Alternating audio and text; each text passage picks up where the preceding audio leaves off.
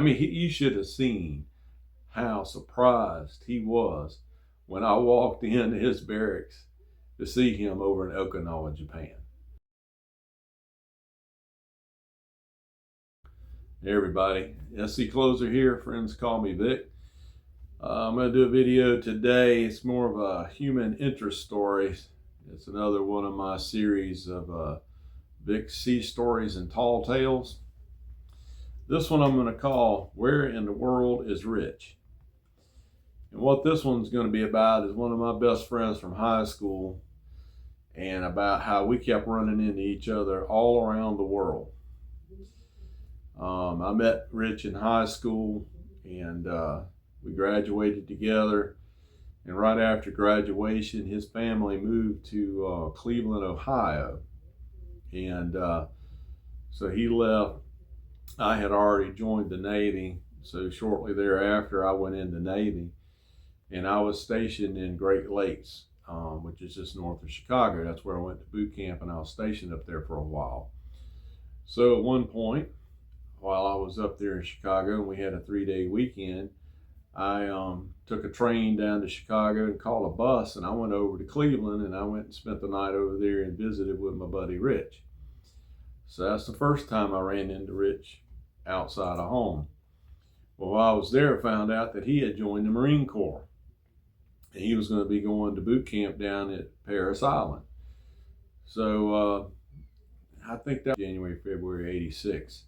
Well, when I left Great Lakes in July of 1986, and I had 2 weeks of leave. Well, I found out that Rich was graduating boot camp down at Parris Island during the time that I was going to be home on leave in South Carolina.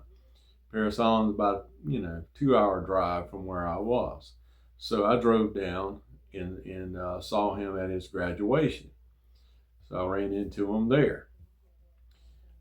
I was sent out to San Diego, California.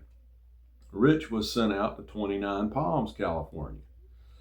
So at one point, while he was out there in 29 Palms, I had purchased a car out there, and I went and drove over, and I went to visit him. So I saw him at 29 Palms, California. After this, shortly thereafter, Rich got stationed to Okinawa, Japan. And in 1987, later in '87, our ship went on deployment, and one of the places we stopped was Okinawa, Japan. So when I got there, I knew he was over at Camp Courtney, and so I called a cab and went over to Camp Courtney and found him on the base and got to see him over there.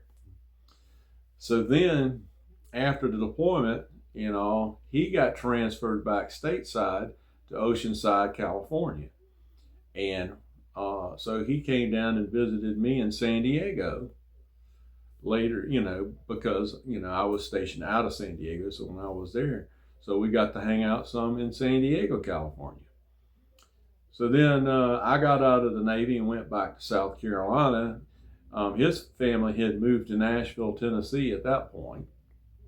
So when he got out, he went to Nashville, Tennessee. And of course, about 1990, I went by there and visited him. So every time we had a high school reunion or something like that, he would come back and he would stay with me. And we would, go to the reunion and all. So we've just been running into each other and keeping up with each other all over the world, pretty much most of our lives. And I even had one time that my wife and I took a few days off, and I went down to Beaufort, South Carolina. I was actually down there for a competition, and we were just going to make a little mini vacation out of it. And while we were down there, I get a call from, guess who? Rich. And he was going to be in Hilton Head, and he wanted to let me know. Well, Hilton Head's just up the street from Beaufort.